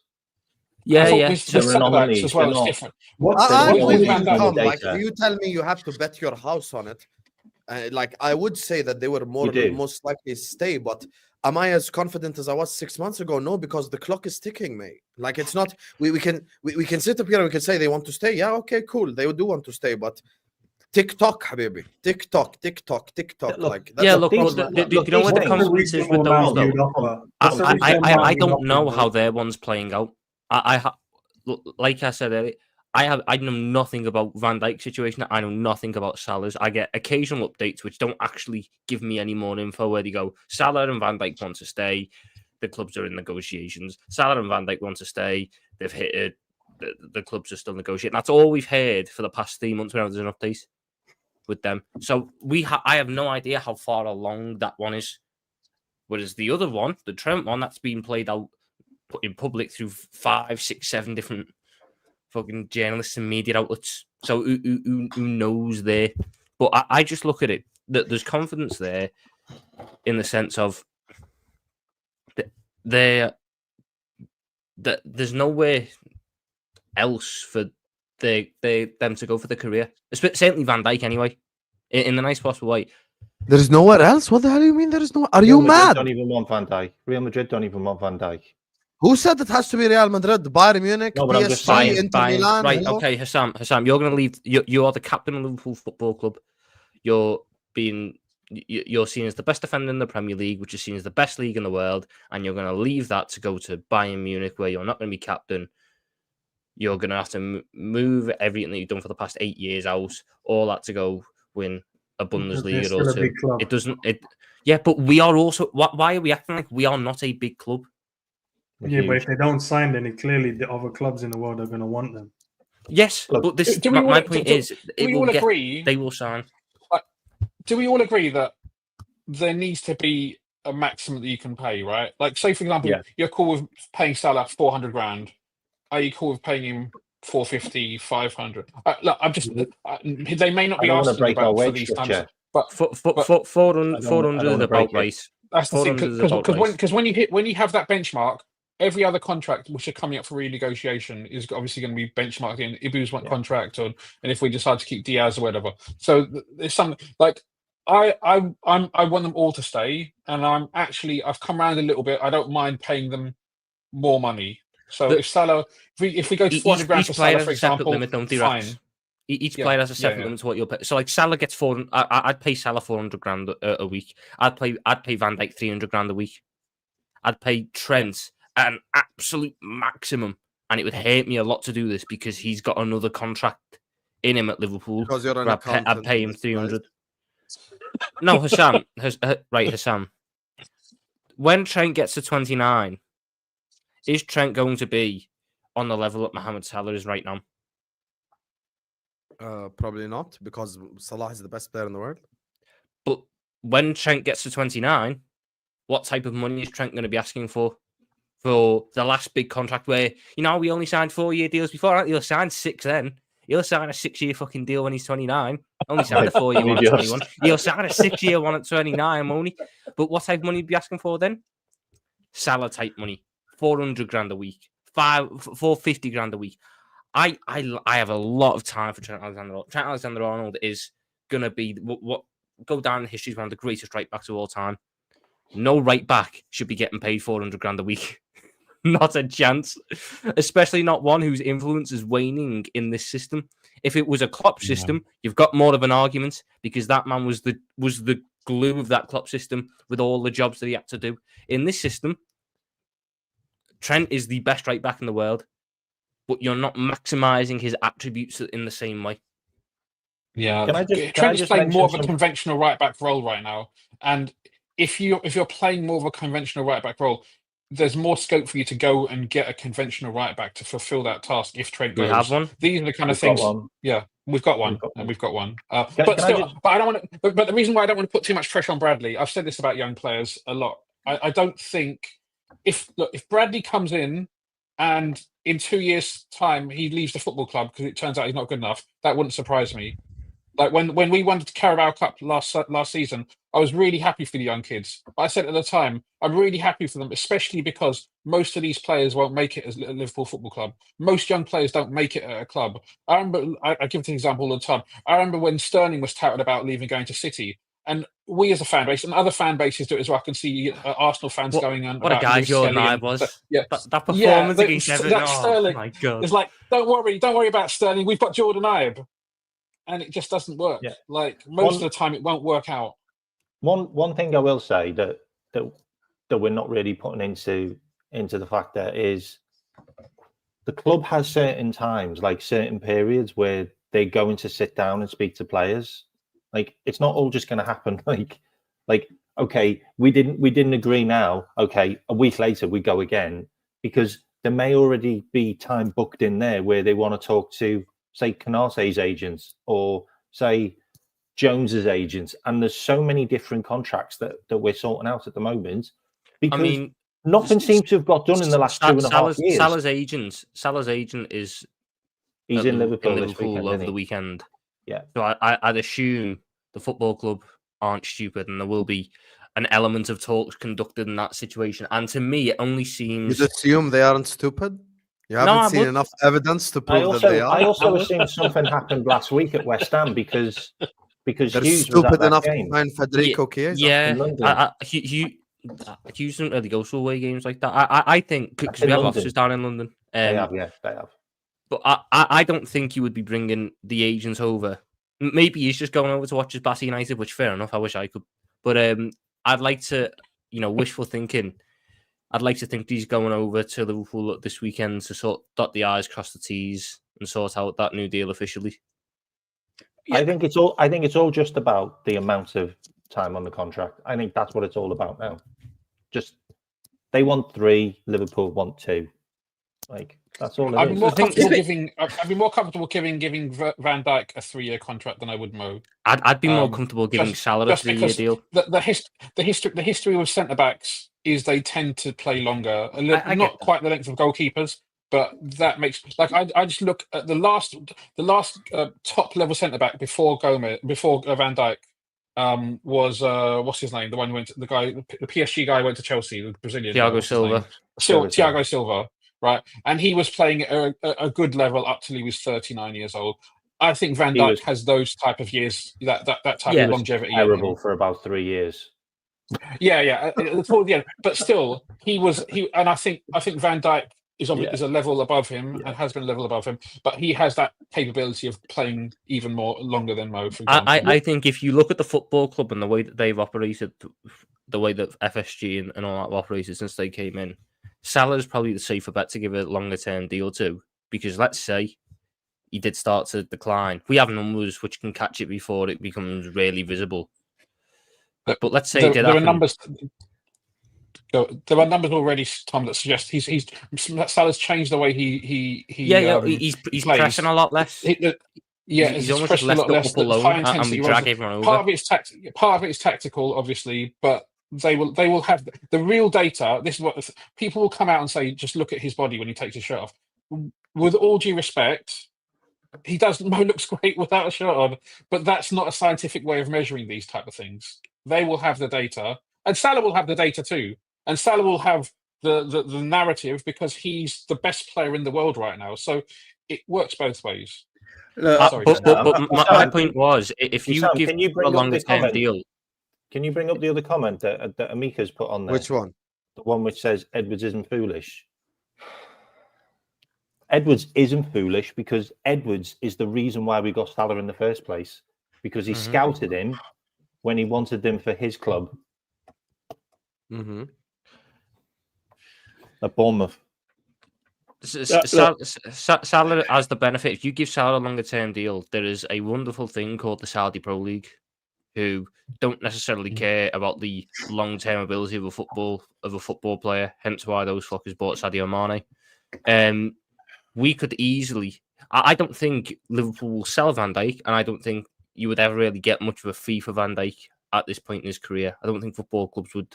But bar if a Saudi club turned his head, but I don't think that would happen with Van Dijk. I don't think you'd get much of a fee for Van Dijk in this football club.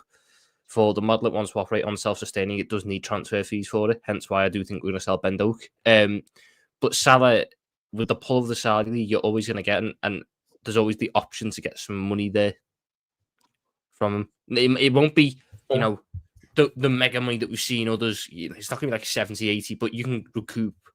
I reckon you could recoup what you paid for Salah 10 years ago if it gets to that point with him, type thing. Where if there's another 2 years, you could get 40 million for him, and then all of a sudden you've got 10 years of one of the greatest footballs in your club's history for a £1 million profit. Look, with older players, it's always easier to sell an older forward than it is an older centre back. So that's why you could probably give the Salah a longer deal.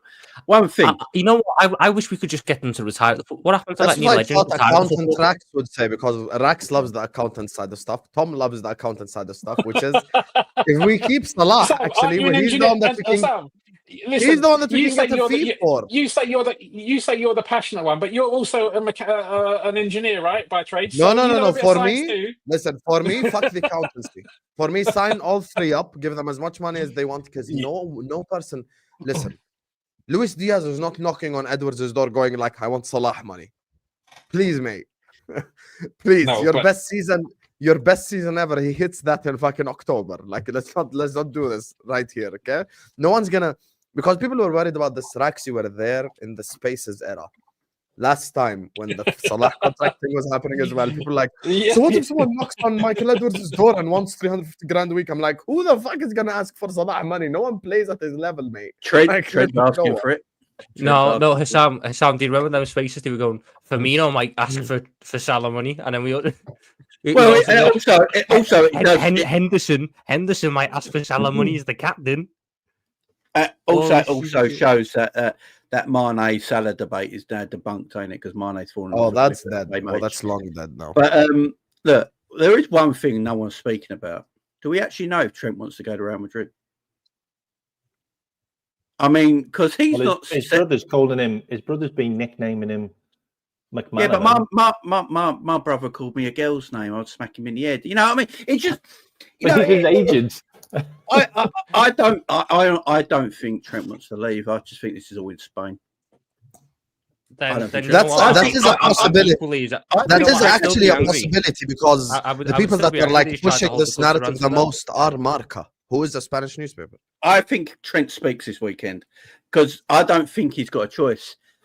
I like what Arnie Slot said today, by the way, on Trent. I like what Arnie Slot said today. Do you think? Yeah, me too. What do you say? Oh yeah, he said he's working his ass off in training and he's cooking and he'll start the Sunday. That was the part I liked. I liked the part where you got asked, would you would the football club sell Trent this window? And he went, he'll play tomorrow. He's not giving him an out. He's making sure that you know, everything's clear there. Apparently in his embargo section, he said something else about that as well. What did he say about Trent being sold? I'm not sure. So is it Paul Goist? Is that his name? Something like that. Paul Goist. Yeah, he put something up. I don't know if someone can find it. But I think I've got the one you wanted. He said, "I'm convinced that Trent is playing for us on Sunday, and I think it's so difficult in football to talk about what happens in a month or in 6 months." Ooh. Yeah. So difficult to talk in football about what happens in a month or in 6 months. That's interesting. The month. I hear you. Anyway, listen. Let me just do these super chats for the wrap of the stream, guys. We have 700 people here, and we're not even at 300 likes. Honestly, you guys, we brought Tom Little. You get me all the way from. I know you got me. You got me Trent rant as well. You got him out of the pub. Like, you made. Can we get the likes up, you frauds? We get 300 likes. What a bunch of shameless frauds. Let's get the likes up. Yalla. Every single one of you guys right now, please do hit the like button, do subscribe.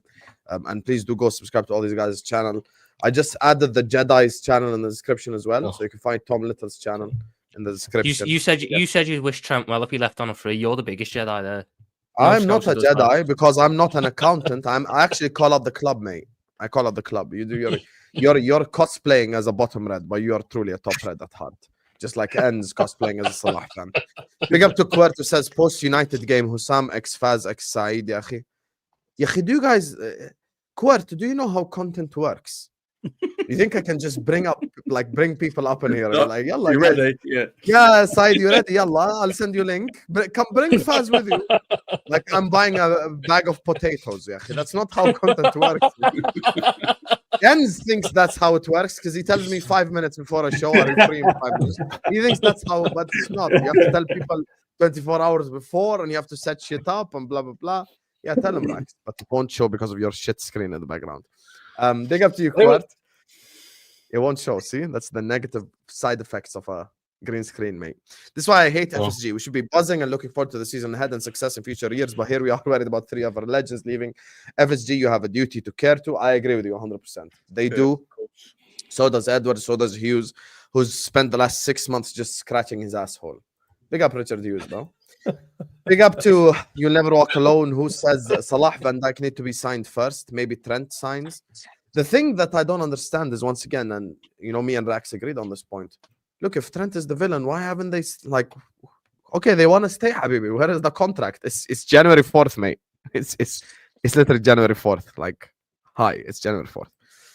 Big up to Dinishan, who says, without Salah, Van Dijk, Alisson, and Trent, you are 8th. Of course, without four best players, we are 8th. This is reality. I mean, we played without 3 of them last year for about 2 months and we were top of the league, so might not be 8.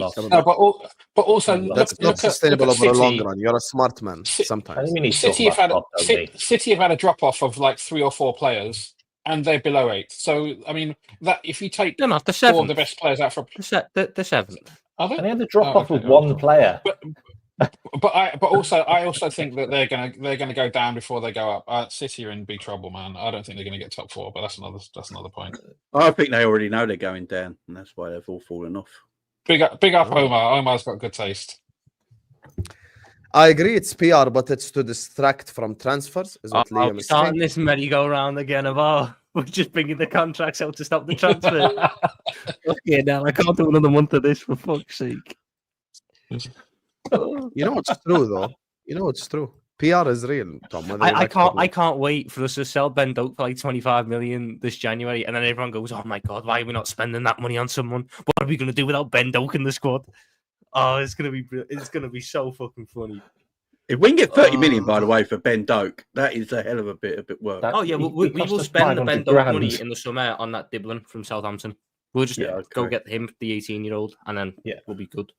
Do you guys remember when Gerrard was going through this? I'm old enough to remember what Chelsea PR was doing in the media. Just wait and see, people. Yeah, that's bro.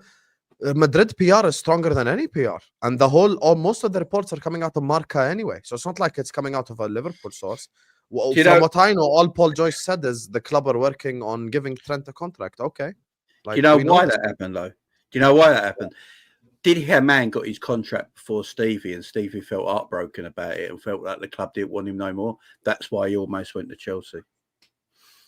Because Rick Parry, in his wisdom, thought Didi Hamann was more important than Stevie. Tom wouldn't know that. He was still a Steven. I would, because Rick Parry thought he was a football genius and saw the fact that Didi Hamann came on at half-time and the comeback started and went, oh my God, Didi Hamann's the reason, not the captain who fucking played 4 different positions, scored and won the penalty. You know, Didi Hamann with his little metronome passing who got an assist for Vladdy Smica. He was the one who won us that cup final, people. Van Dijk has to go down as one of the best centre-backs of all time. Vidic, Terry never had to fight high lines like Klopp high lines. Look at the difference Slot has made since you finally defend the same. Listen, this is true, and people throw the longevity argument in your face all the time. Listen, maybe Van Dijk doesn't have the longevity, but he's played at a 9 out of 10, 10 out of 10 level for like 4 or 5 years straight now. So, you know, like... Why doesn't Van Dijk have the longevity, by the way? Yeah, he has longevity now. And even he came back from an Now he ACL does, where he but was I out guess for a year. the earlier on arguments he didn't. No, but Husam, do you want to know what the funny thing is? If you ask a United fan who the best centre back in the league is, So Yap Stam. yeah, who played Yeah. 79 games in the Premier League. Van Dijk's played 3 times that. Hey, Did he fair play enough, 79 Thomas. games? Yep, Stam. Yeah, that's all he played. Yeah, 79 games. Just Fucking 79 hell. games. But I think Van Dijk played more than that for Southampton. And by the Where way, he, Yap Stam. where he got them into European football and scored against Inter Milan in the Europa League. And Yap Stam, Yeah. and Yap Stam He also was a said player. Van Dijk. Yap Stam also Yeah. said that Van Dijk was better than Rio. So that Yeah, was, Stam can hold that still. yeah. Okay, boys, so you have a I love choice. that. Salah or Trent? Salah, easily. I don't even Salah. have to Yeah, think. yeah. Salah. Yeah, for me, it's Salah. Oh yeah. Salah's Salah a the million Tom's times. not Tom. Ends? Come on. Say it, Ends. Oh, look Say at Tom Ends. closing his eyes. No, I'm Say it, listening. Ends. Get me out of here. What? Choose. We all said Salah. It's two people Whatever quiet. one you guys choose, I'll choose that one. Oh my god! The one that you guys choose, Oh my I'll god! choose. He can't even give his opinion, mate. Okay, I'm No, choosing everyone just- or. I'm choosing the third player or. Can you give us an answer, Ends? You didn't answer Mustafa already. Nah, Don't do you break know what? Jimmy's. I'm gonna keep that narrative going, bro. Whoever you guys pick, I'll pick. If it's Okay, Trent, I'll Ends go wants Trent. If Trent it's to Salah. stay. Tom. I don't know. Tom just said 30 minutes ago, the Egyptian wants to stay at Liverpool and win everything, and the Scouser wants to leave. And now he says, I don't know. No, because this is separate. I'm trying to imagine this where it's just black and white in front of me, and Trent's got the Scouse thing going for. I'm going to go Salah because I think he's held to the place. We got Conor Bradley. Yeah. Fuck off with this Conor Bradley prop, please. Trent won't run when 29. Has Trent put in a performance against Real Madrid like Conor Bradley did this season? Trent won't run till he's 29. This is his last LFC contract. Possibly, maybe it is his last LFC contract. I don't know, to be honest with you. It won't be his last Liverpool contract. If he does sign one to begin with. By the way, Yeah, if he what may have Jamie already had his said, last Liverpool contract. let me just make something clear. If what Jamie said is true, and there is no John W. Henry banner being burnt outside Anfield, then I don't know what will cause it, to be honest with you. Because if I'm not gonna Virgin lie, that's Mobile- like the worst. That's the worst outcome for me. yeah, just Trent staying. That is the Yeah, worst. that's the worst outcome. That's why I gave you the worst outcome. Yeah, thanks, mate. Well done, Jamie. I have a feeling FSG are preparing to sell the club. I hope and I pray to God that your feeling is That's reality. Never go happen. Nah, it's Hope not so. happening. I think they do want to buy an They NBA will. team. They will sell it. Ultimately, if you're a venture capitalist, at some point, Not you anytime will sell. soon. No, they No. wouldn't invest all that money into Hughes and fully committed Marquez for and all another 10 that. years. That football think- and section of the business. If they Tom were just gonna said pull out of invest it. all that money. We have a negative net spend. Look, Invest there's all the- that money. That wasn't what I meant, Husam. There are two potential big step ups in revenue for Liverpool over the next 15, 20 years. One of them is post USA World Cup, because people are talking about maybe there's going to be some kind of boon in popularity. I'm not so sure about that, but if that does happen, you get a lot more US interest. You have a lot more people come, US eyeballs, then that opens up different revenue streams. And then the next is the one that people think have gone away, but I've been following this for many years. Is the potential Super League. At some point, some kind of Super League will happen, and that will be. It's already happening right now, to be fair. The Champions League right now is literally a shit version of the Super League. That's it. I The think- difference I is think- UEFA control that, and they control a lot of the revenue. What Some kind What of I- independent Super League. At some What point I will read- happen, I think. what I read is that Tom Werner's the one who actually wants to sell Liverpool Football Club, but it's John W. Henry who wants to keep it. He's got all the stake. But you can't sell it because there's more than just two of them, so they'd have to get a go ahead from all of them. Yeah. It's Hicks and Gillette all again. It- Fucking hell. Yeah. But if that happened, then Yeah. potentially there would be a way of him selling his stake to either another member of the FSG conglomerate, if you want to Yeah. call them, or bring in external people. If that was the Conglomerate, case, I'm bloody sure there hell. would be some. like 3 people, mate. That's No, not it's a about 12. conglomerate. No, but more than then that. you've got like More, way LeBron more than James and all these guys. Like mine. It's Does not Does just LeBron John even have Henry, his stake in the Werner. club anymore? I thought I he think sold it. I thought he sold it. When did he sell it? Yeah, Michael Jordan's the GOAT, mate. Big up to a Dimitri, few he years says, ago now. Please don't make early conclusions. If Trent gonna decide he wanna leave, then talk. He doesn't deserve heat that he's getting. Big up everyone. I'm completely with you, Dimitri. I'm not gonna go based off of bloody marca like journalists and stuff. Like, okay, they want the best for Madrid. Just go off what Trent's saying and what Trent's doing. Actions speak louder than words and all that. Trent stuff. hasn't said anything though, but you can hold that, mate. What do you think, Trent? Do you think Trent will get a good reception on Sunday? Yeah. He'll get Trent will get a really good reception from the fans up until probably March time, because that's when people will start going, yeah, he's going, and then there'll start to be anger, and that's in the case that he doesn't, which would be the stupidest thing he could do, announce he signed a pre-contract with Madrid. If you think I'm bad now, if it comes out that he's signed that pre-contract, well, he can't play again, can he? Yeah, I don't want him playing. He can't play because he gets booed every touch. But I don't want him playing then. Even if I agree with Jamie, the club has no. He can't sign a pre-contract. But we don't. You know, I do it like Emre Can if the worst comes to the worst, and sign your contract and go away after the season's finished. But no pre-contract. Even then, no. Emre Can was having fights with fans. We played Newcastle at home, and he went to take a throw-in and then stopped taking the throw-in so he could have a fight with someone. This club has history with age wage. Once you hit 30, the chances you're let go for free. On other clubs do it, yes, but not at our rate. In 2 to 3 years, he's saying. Real wanted to invite, and Tom, their agent, and I think he finishes this up with something else. Actually, no, he doesn't. It's unrelated. Look, Trent could very easily stop the divide, though. He can. The greatest PR would be Van Dijk and Mo signing on 31st January, like Henderson signing no one else. So come 1st February, if they don't sign, save me the Trent talk. Listen, I don't think club PR is just a made-up thing. PR is reality. There is reality. There is real. PR is a thing. It's not just made up. You can see it with the way Ornstein speaks about like Richard Hughes and Michael Edwards. The way that he spoke about them this summer, wrote articles on how incredible they are, only for us to have 0 contract extensions and no new signings is insane.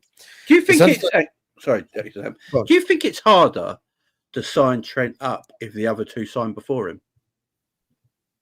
No, actually, I think it's easier because then the pressure is all on Trent. Because he'll want what Mo's on, in my opinion, if he finds that. Yeah, but then, then he's a dickhead. He's not getting what Mo's on. And no one is going to get what Mo's on. Shouldn't give him that. And I ain't going to get what Mo's on. I got a feeling Trent gets 400 grand a week, you know. If he gets 400 grand a week, I take back anything positive I've said about. I can't lie, Jamie. All your feelings are mad today. I'm telling you, 400 grand a week. 400. I said it before. Someone in the chat said, "I'm usually right though." Money. It's not about the money with Trent. Hey, I fear for the worst. It's the plan. It's the progress. It's the career path that he's chosen. It's the ambition. Right? Yeah, I'm with you. It's the family. It's the ambition. You just have to look at Jude. Just have to look at Jude. He's been managed perfectly. Like he has been from the age of 18 all the way through to where he is now. He's been impeccably managed by his family all the way through. Never any Trent hasn't been managed then. A year and a half ago, I mean, to be fair, Trent's agent isn't technically allowed tickets to any finals Liverpool go to now. No, he got done for touting his Paris tickets, so he doesn't get tickets to finals off the club now. It's 2024 using the same science by Edwards. Players take care of themselves and know their own ability. Van Dijk and Mo will have plenty of clubs to go to. I agree with this. People keep saying stuff like Saudi. Says who they're both going to move to Saudi. Money could be one of the reasons, yes, but Salah starts for every team in world football. Van Dijk starts for every team in world football. Florentino Perez is a psychopath as well. Like he could get them to Real Madrid. You never know. Barcelona might have a turn in fortunes if they get rid of their owner, like the guy that runs the club right now. What's his name again? Not Laporta. Yeah, Laporta. Laporte. Yeah. They've had that. I don't know anything in that football club that they own. There's no chance they can afford to pay the wages. Yeah, but I'm just speaking generalities here. Like him, you've got the likes of PSG, Bayern Munich. They could even go to an Inter Milan. But realistically, they have a lot to offer in Europe. There's only PSG. PSG are the only ones. Because Inter Milan are not known for signing free agents, Bozo. What's Inter Milan's highest wage bracket at the minute? 10 quid. Just their wage bill. AC Milan and Inter Milan tells me they're fucking poor as fuck. I'm not gonna. No, them signing. Look, Juve signing Real Madrid, Ryan and Cristiano Ronaldo almost bankrupted them. So I don't think Italian teams are really in a position to sign anyone on those kind of. But you those make the kind of money back if you sign a Virgil and a Salah, don't you? There's only 3 European teams that could sign those players: PSG, Barcelona, and quite possibly Atletico Madrid. Sorry, not Barcelona, Real Madrid and Atletico Madrid. Barcelona can't even sign them. No, they can't even sign the players they've already signed. Can Atleti afford them? I thought Atleti were a bit fucked because of some bad decisions he've made. Well, Like the I mean, they Alvarez didn't deal, the Alvarez deal took a lot out with them, and Oh, that was I kind of didn't like, know. we'll buy him. I know just they pay well. just ride him. I know they pay well. Aren't Real Madrid 1.6 billion in debt? Yeah. Yeah, but They got their they haven't stadium. pulled They the got their levers. but they've got their stadium, right? And the state. I think that's what the debt is. Part Yeah, I think that's a lot what of the debt is going to be the stadium debt, Jamie, I which they think would have that's like 5 financed. quid And to you. Yeah, I think that's what the debt is, ain't it? The stadium. Yeah. That's Real Madrid. But And listen, I on can't- that note, I can't big up believe to you mentioned Nafisa. Barca. It says everyone that's here, hit the like button. Yes, please do hit the like button on your way out, ladies and gentlemen. This was a very fun, enjoyable stream. Thank you guys so much for joining us on yet another Liverpool show. We are 40 likes away from 300. That's our initial target, 50%. Let's get there before the stream ends. Football with Endz is in the description, even though he did not answer a single question today. Rak, you can follow him on Twitter. Rak Sing 1. Tom Little with a 1 on YouTube, Twitter, Insta, the works. You can find Kmack channel. your in the Scouse description accent's as getting well. better, huh? Your Scouse accent's getting Yes, better. lads. Yes, lads. How are you, Right, Axel? Hey, And Jamie Phillips's channel is in the description as well. Listen, I appreciate and love every single one of you guys. And I'm going to see you guys tomorrow, inshallah, for the Chelsea hate watch and the Arsenal hate watch. Peace.